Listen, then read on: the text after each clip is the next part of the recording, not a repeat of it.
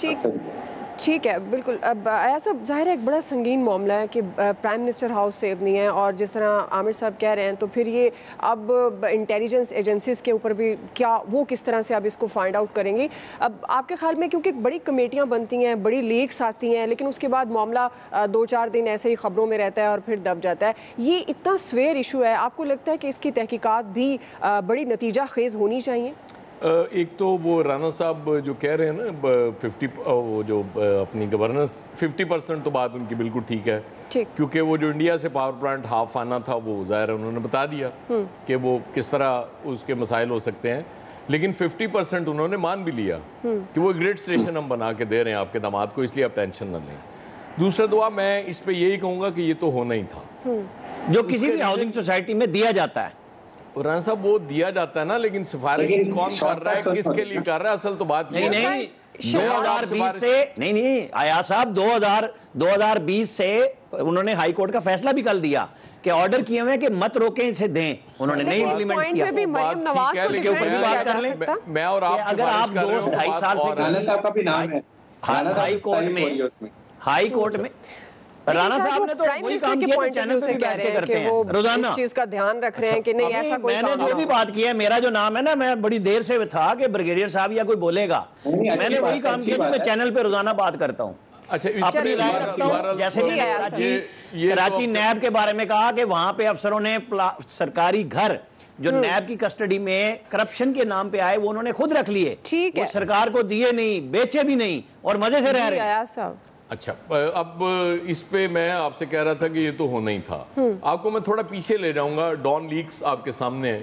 کہ جب وہ ایک اتنی اہم میٹنگ ہو رہی تھی جس میں آرمی چیف اور پرائم منسٹر سب بیٹھے ہوئے تھے، وہ ساتھ والے کمرے میں ساری سنی جا رہی تھی، اور یہ آن ریکارڈ ہے، یہ میں نے نہیں کہا تھا، یہ نون لیگ کے کچھ لوگوں نے آ کے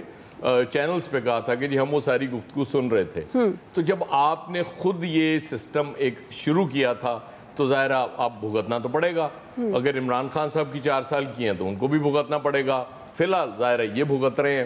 اور اس کی یہ تو نہیں کوئی توجیہ پیش نہیں کی جا سکتی کہ جی وہ گفتگو کیا تھی اور کیا نہیں تھی، اور ٹھیک تھی یا غلط تھی، یا گورننس کے اینڈ مطابق کیا گیا یا اس کے خلاف کیا گیا۔ بات یہ ہے کہ پرائم منسٹر آف پاکستان کا ہاؤس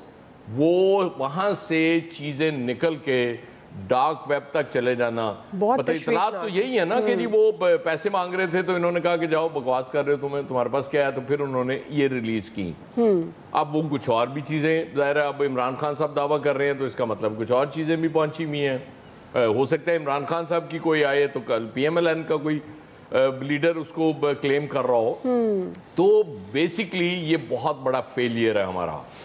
مطلب ایک ایٹامک پاور کے پرائم منسٹر کے آفس کو یا ہاؤس کو اس طرح سے وہاں سے چیزیں نکل کے اور اس طرح سے پوری دنیا میں پھیل جانا، اس کو کیا کہیں گے۔ یہاں تو دیکھیں حساس میٹنگز تو ہوتی ہیں لیکن ڈگنیٹریز بھی تو آتے ہیں نا، پرائم منسٹرز آتے ہیں، پریزیڈنٹس آتے ہیں، ان کی گفتگو بھی ہے، تو یہ آپ نے سارا وہ برباد کر دیا اس ایک ایکشن کی وجہ سے، لہٰذا اس کو بڑا سیریس لینا پڑے گا، اس کی پوری بالکل ایک ایک پہلو سے اس کی جانچ ہونی چاہیے، اور جو بھی ذمہ دار ہے اس کو جب تک آپ نشان عبرت نہیں بنائیں گے، یہ معاملہ بہت سیریس ہے، اس کو خدارہ ایزی نہ لیں، اس کو یہ کہہ کہ جی ہماری گورننس اچھی ہے یا یہ وہ ہے جے آئی ٹی بنا دی ہے، اس کو ہی طے تک جانا پڑے گا، آپ نہیں جائیں گے تو خدا نخواستہ کل کو اس سے بھی کو بڑا نقصان ہو سکتا ہے۔